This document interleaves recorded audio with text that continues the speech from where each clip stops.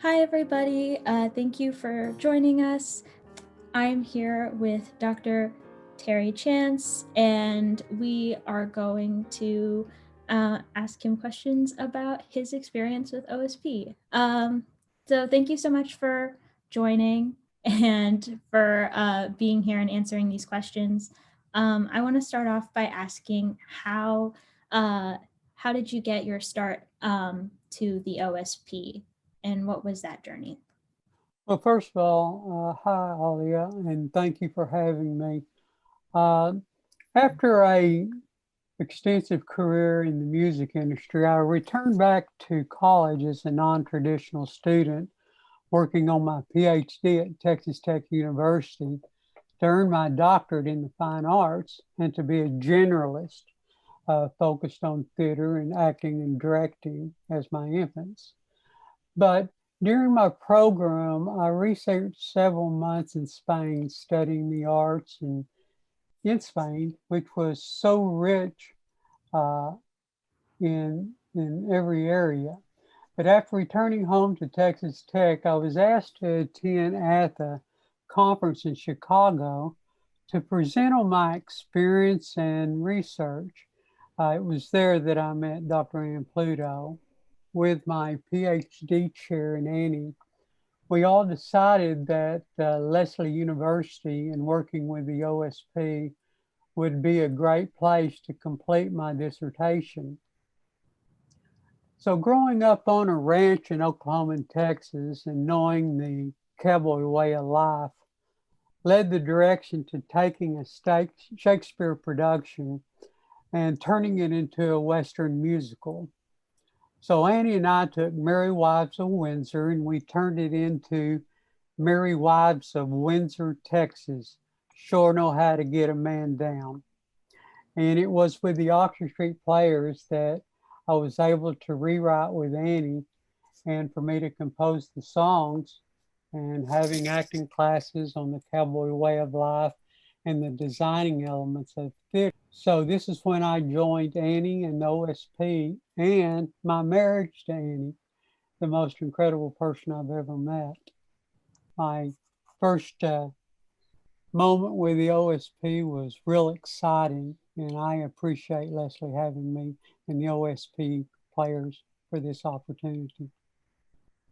That's awesome. That sounds like and that's an incredible story. So, throughout OSP, which productions did you do the music and tech, or were you music and tech director for? And what are some of your fondest memories throughout OSP?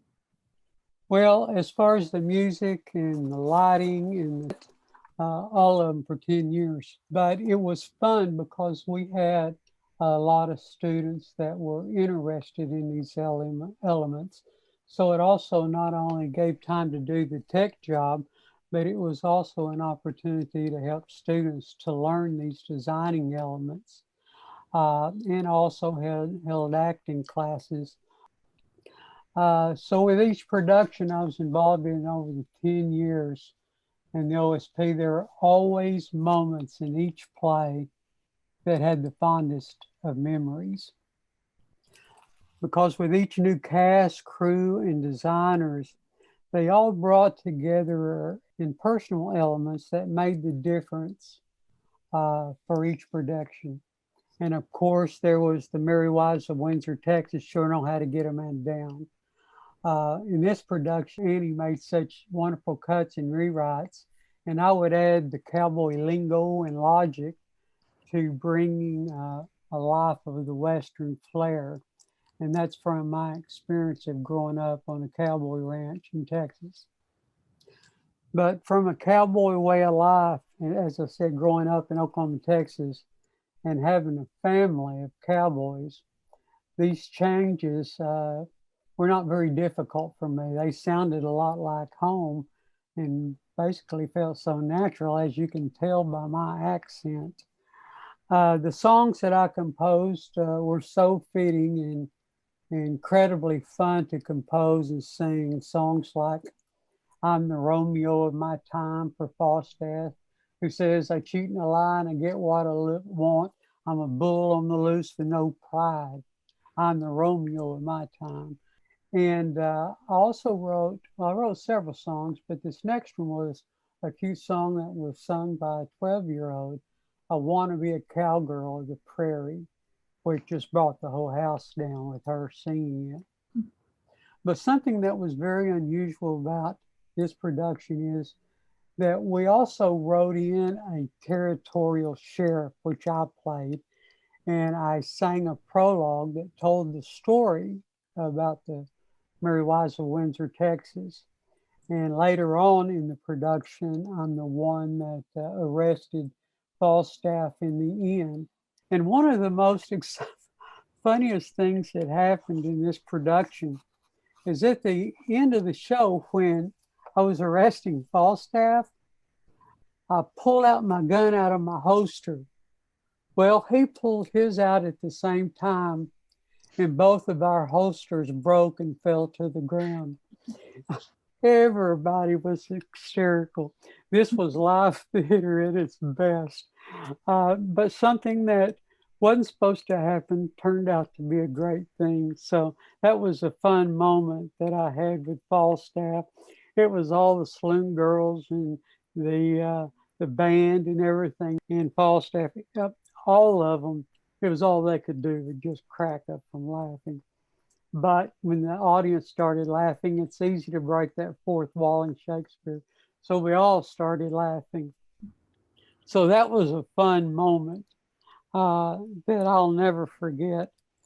And then there was the Merchant of Venice that we did that took on a more of a serious note and had great scenes in it, like a foggy night around the street lights. And if anyone knows me in theater, they know how much I love fog machines, because it always spews and puffs and the audience just starts laughing every time it comes out. But you can also expect the fire truck coming down the fire lane, because one of the students forgot to turn off the fire alarm during that scene. So there were special memories with that production. But also had the opportunity to put a band together called the Italiano Band, which played on stage. And it was in front of Harry's Bar in Venice. So we played sound effects, we played music, we added to each of the scenes. So that was also a special moment that I remember with Merchant of Venice. And then there was Measure for Measure, which must have been one of the most difficult but rewarding shows we ever did. And that was, one thing was, everyone told me things I couldn't do. And usually when you tell me I can't do something, I usually do it, or at least I try to do it. And they said, I wanted to have an orchestra. And they said, Terry, there's no way to have an orchestra. There's no room, there's no musicians. And I thought, I don't buy that. So I recruited 19 musicians from Leslie, who were all incredible. And I talked the school into taking out the first 3 rows of seats so we would have enough room for the orchestra. And we wrote a lot of fun songs. Everything was composed. But I have to say that besides its crazy moments that we had, if anything crazy could happen in a production, it happened in this one. But the kids worked so hard to put this thing together. But it was probably one of the most unappreciative productions that we'd ever done and I'd ever done. This was not an easy production. These guys worked and worked and worked. And it turned out to be a great success. Annie and I were so proud of them. But it was something that people told us we couldn't do. And then there was Cleopatra, Anthony and Cleopatra. Again, they said, Terry, you can't do what you want to do. Well, I wanted to build a big ship that went out in the audience. So I got the students and some guys to come in and help, and they worked real hard. They put trap doors on it. We had a big sail on it, and it came out. I think it was about 4 rows out in the seats, plus the area before you get to the seats. It was huge. Uh, and so that is one production that really stood out to us because, again, they worked so hard to achieve something that people said that they couldn't do. Uh, and it just lets people know how dedicated these actors and crew members and production teams, how hard they work. And we also, what was so rewarding about these productions is that we had alums come in that had worked on sets for years. And they came back, they would call and they say, Annie, Terry, can we be a part? And of course, as a tech director, I said, yeah, you bet. And so they did some great work with the skills they had. We did Sibylline, and it was one of the greatest memories because some of the former students were artists and they studied art. Well, I turned the whole theater into a universe. I had planets everywhere, uh, on the walls, floating in air. I had a earth that was painted on the stage floor, and the work that in the lighting that was put into this was really incredible. It was probably one of the more beautiful sets that we ever did. For Shakespeare, uh, in turning these into productions that you want to do revisions on, because many people don't understand that Shakespeare is timeless. You can put any setting you want to it, and it still comes to life. And that's what we try to do is bring a production that the audience and the students can understand and relate to, and it helps teaches them more about Shakespeare because it's so applicable to the different scenes and sets and costume designs and lighting. So we try to do every production as different as we possibly can. When we talk about fondest moments, it's really easy to find fondest moments in every production that you have because the hard work and effort and the quality that the production teams put together. So I have great memories. Yeah, those sound amazing. I wish I could have seen all of these shows. Because talking to Dr. Pluto and Lisa about them too, I was just like, wow, all of these shows sound so much fun. I wish I was like at Leslie at the time so that I could watch them. And that's also been sort of a universal thing that we've talked about throughout a lot of these interviews is how a lot of the students now have realized how universal Shakespeare is. And they're talking about all these different shows that they've either been in or that they've seen or now they're exposed to because of OSP and how completely timeless and personal it becomes. So that's amazing. So another question I have, um, what were some of the biggest challenges for you throughout these productions? That's kind of an easy question. Every one of the productions have major challenges. And that's why we do theater, because it's fun to achieve these challenges and accomplish them with the hard work that they put in. The challenges that were made is that we were in a theater that was made as a presentational hall. So all the exterior elements that you have in a big theater, we just didn't have. So we had to improvise and make things happen. I was at Texas Tech University where we had several theaters. We had full-time construction crews that would build the sets.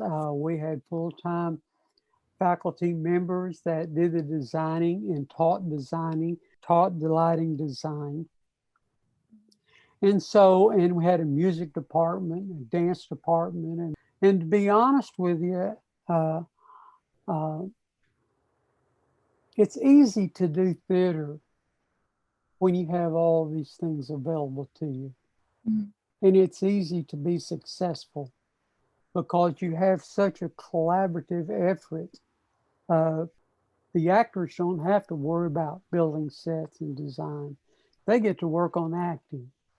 The lighting designers don't have to work with scenes because they're working with lights. Same with the sound, same with costume, all the elements. But when I came to Leslie and I walked into the theater, I thought, first of all, this is going to be exciting because how do you produce good theater and a successful and quality theater when you don't have some of the things available to you that these large theaters have? Uh, when Annie and Lisa started the Oxford Street Players, they started with little and with little help. And after a while, Annie took over. Uh, and for 25 years, she worked with little, but she always produced a lot. Mhm. And, my areas of theater were not Shakespeare. Mine was modern theater, it was musical theater, it was pageantries, it was westerns, musicals.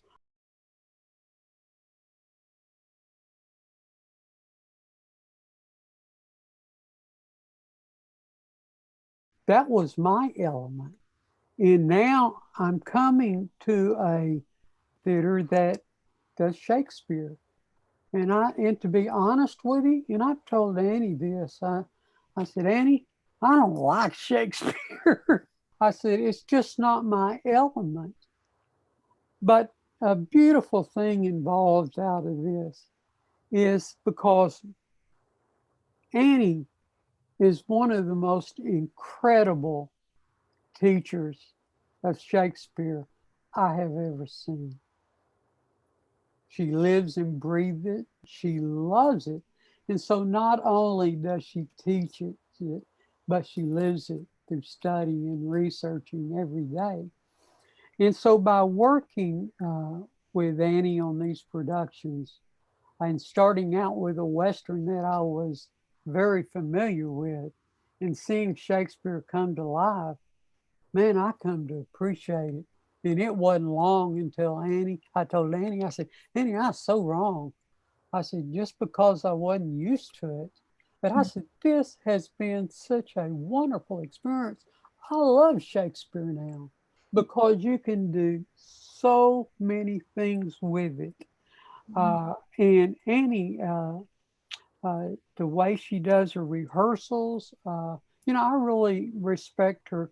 Before we got married, I respect her as an artist before we ever started dating. She's so incredible. And when we were in Chicago and I met her, she was reading a play. So I learned a lot about Shakespeare through listening to Annie and adding the elements that I know to theater. And so we worked as a great team. Though I did some acting classes, she was the director. I got to handle all the technical things, and I was able to assign and also teach and also do adjunct classes while I was there. So I love Shakespeare now, and it's all because of giving it a chance, learning it, and learning how to explore it and bringing it to so many choices that you can make with it, which also brings me to the point of the some of the other challenges. Before you ever start a production, the challenge is, what is the director's choice? What are the choices that that vision, basically, that she sees within this production? What is the time period? What is the style? What is the language that she wants to use, or type of language, style? And many times we had Charlie come in and do all the vocal work, which was incredible watching him. But once the director finally has a choice, understanding the choices it wants to go, that's when the ball starts rolling and the challenges are really met in the production. And that's with all your elements of theater, your designers, they all come together in a big round table or a square table in private sessions, and they talk out all the director's choices, so that when it's time to put things in action, all the designers can come back with their renderings of how they see the lights, or how they see the sets, how they see the costume, what some of the sounds, some of the sound effects, some of the props. We get on one page with the director's choices. Challenge is, anytime you have a designer that says, oh, I'm going this direction, that's when you have a major problem, because this whole production team has got to be focused on the same page, trying to achieve the same goals. Because one of the things that I ask, and I am very sincere about this, and I actually demanded justifications, even asking the director, what are your justifications behind this? Mm-hmm. And then she'll say, well, my justification is, I can, for example, Mary Wise of Windsor, Texas, I can see this as a Western. I can see what we can do here to achieve these things. And so then you look at all the designers and the actors. I'll ask the actors during rehearsal, I'll say, what's your justification for these actions? How does it move the play along? How does your character development, and how does this all come together to meet the challenges? Mm-hmm. So justification and choices are huge challenges when putting on any production, especially with Shakespeare. And if these actors or designers don't know these justifications, it's easy. We say, go back to the drawing board. I need some more renderings. I need to look at things that fall more in line with what the vision is. But once you have this goal, then you can organize your set designers and how they're going to build it with blueprints. Then you can work with the lighting plot and help the lighting designers put together their lighting plots. The costume designer can say, now I see how these different time periods are all coming together with the sets, the lights, the sounds. And that's why we do theater, is because when these justifications and these challenges are met, that's when theater comes alive. When an actor has to stand up there and not know their lines and not know their justification, all the work that all their production team just falls apart. And so how do you bring it back? Well, when everybody's on the same page, it's easy to recover, because you know what's happening in that scene, and you know what's supposed to happen in the next scene. You know your justification and choices. So it's easy because this is first thing an actor's got to learn, is that a responding actor is only as good as the actor that is delivering the line.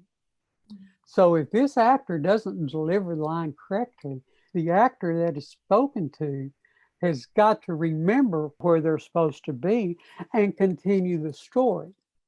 And I guarantee you, after that happens one or two times, the actors come together learning their lines, because that's another challenge. If the actors don't know their lines when the rehearsals start, it is so hard for the designers to keep everything together.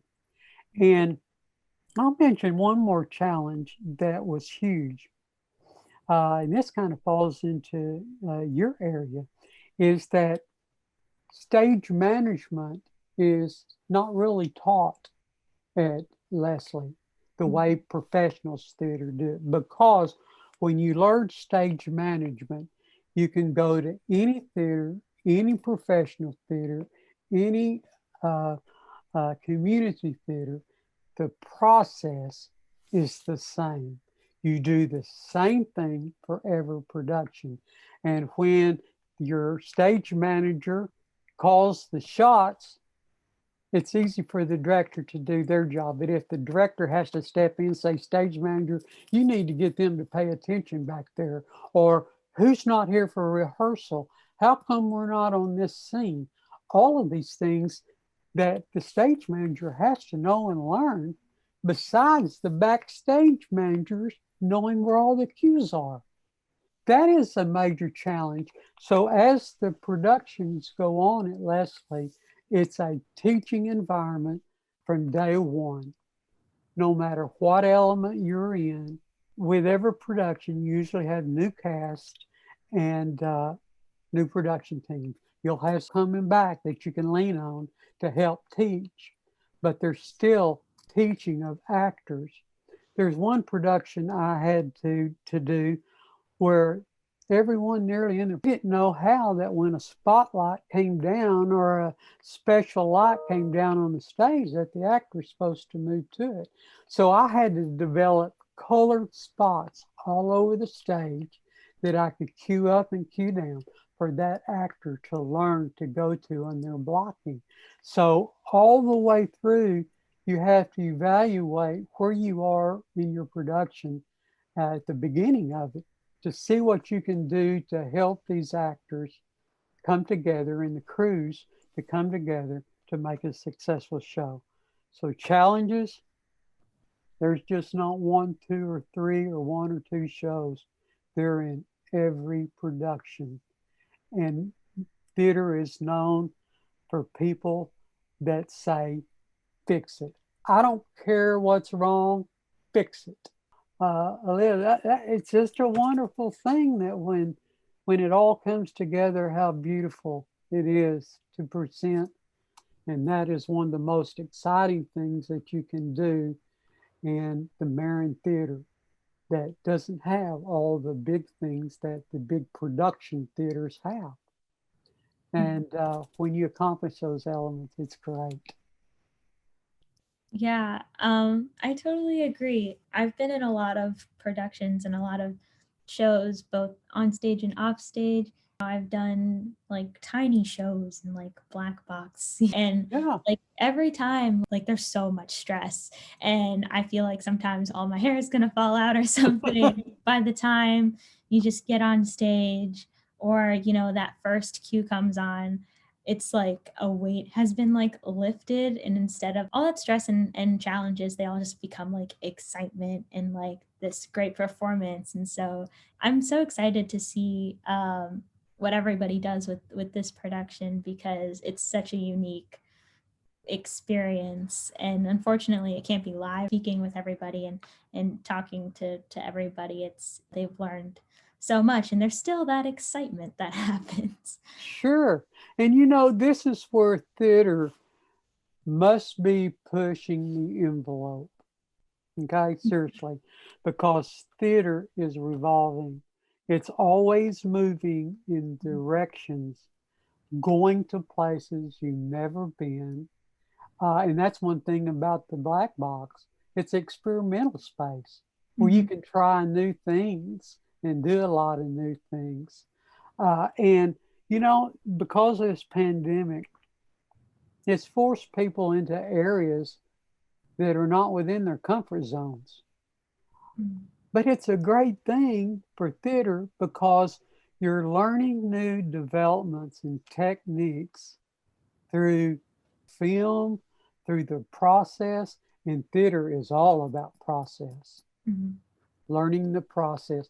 This is a new process that has taken the theater to a new level. And I want to tell you, you guys have knocked it out of the park. Mhm. I am so proud of what y'all have done because of what I have seen through the work that Annie's been doing, the things that you have been doing, because I've been following along. Mhm. I cannot wait for this to come up so everybody can hear it and read it and see it. Uh, I'm really excited for you guys. You've accomplished something. Yeah, So, it's amazing. yeah, it is. Uh, It's great. yeah, it's so exciting. So you had mentioned earlier about a late love for Shakespeare after working on these shows with Dr. Pluto. So I'm curious, what are some of your favorite, productions or plays of Shakespeare? And a lot of people, most people talk about the Baz Luhrmann Romeo and Juliet film or West Side Story, and then the classics like Hamlet and Much Ado About Nothing. So I'm curious if you have any favorites. That is a hard question for an actor and a technical director to answer. I don't have any favorites. I've liked everything we've done, but if I had to choose one, it was the very first one that Andy and I did together that I wrote my dissertation book on. Mhm. And that was a Mary Wise of Windsor, Texas, because there is a Windsor, Texas. Sure, know how to get a man down. So in saying sure, we said sure. So in saying get, we get. Mhm. And ain't that the truth? You know, terminology like time to dally up and move on. For a cowboy, that means throwing the rope on the cattle, pulling the rope around your saddle horn. That's called dally and move off. So there's terminology that I tried to use even in rehearsal to get them thinking of a mindset of how a cowboy talks, walks, and acts and thinks. Because sometimes when people think of cowboys, they think of, well, yeah, the good old boys. Mhm. That's not what a cowboy's all about. Mhm. First of all, a cowboy's a gentleman. He's Mhm. polite. He cares how he looks. He cares how he dresses. He's full of honor and respect. Not all of them, but most of them are. And so teaching the cowboy way and the cowboy logic, because cowboy logic is sometimes the way we think. Mhm. It's not always the straight way to get there, you know. Mhm. But being able to teach these logics and lingo and seeing Annie's cuts and seeing these guys come out there and sing. We had one gentleman that sang a song that was the furthest from a cowboy you can ever imagine. He was from another universe, but you know what? He pulled it off and did a great job. And that was exciting. So I think it was our first production together. That honestly, that sounds amazing. I live in Texas, and so I love seeing like Western renditions of like anything. It's always a lot of fun to compare, because a lot of people do actually get like different like terminology or like stereotypes or something. Yeah. I want to thank you so much for answering all of my questions and for such an amazing interview. And thank you for sharing your stories and thank you for telling these stories, for OSP. And yeah, that was awesome. Thank you. Well, I appreciate you having me. I always love to talk about theater. But again, I am so proud of what y'all have done. But Annie uh, is, is very proud of y'all, and you're doing a great job. Yeah, thank you. You're very welcome. It was so nice to meet you. Oh, it's all my pleasure. All my pleasure.